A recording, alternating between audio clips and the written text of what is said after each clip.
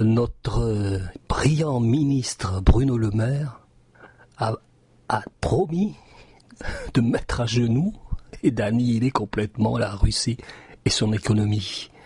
Alors la chose est très claire, ça veut dire quoi ?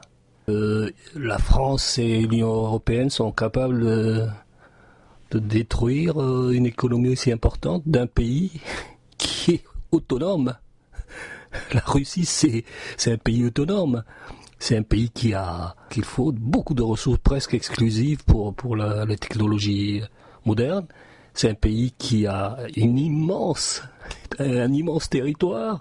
C'est un pays qui a des ressources humaines, intelligence scientifique, physique, incomparable.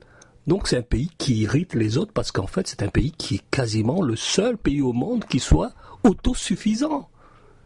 Donc voilà notre brillant ministre Bruno Le Maire.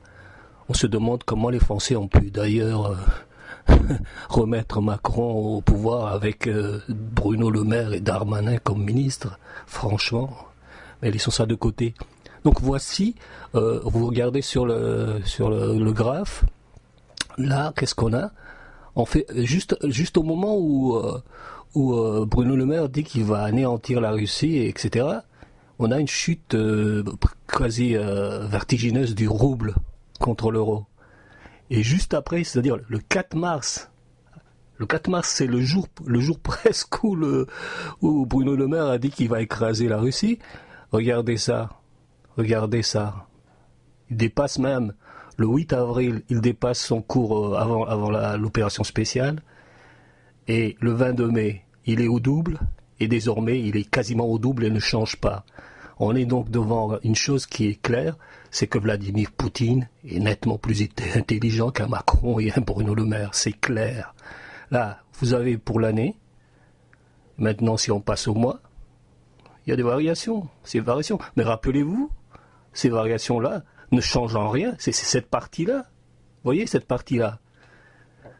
Dans cette partie-là, c'est-à-dire maintenant, il n'y a que des fluctuations autour du double de la valeur du rouble par rapport à l'euro au moment où l'autre imbécile français disait qu'il allait mettre à genoux un pays aussi important.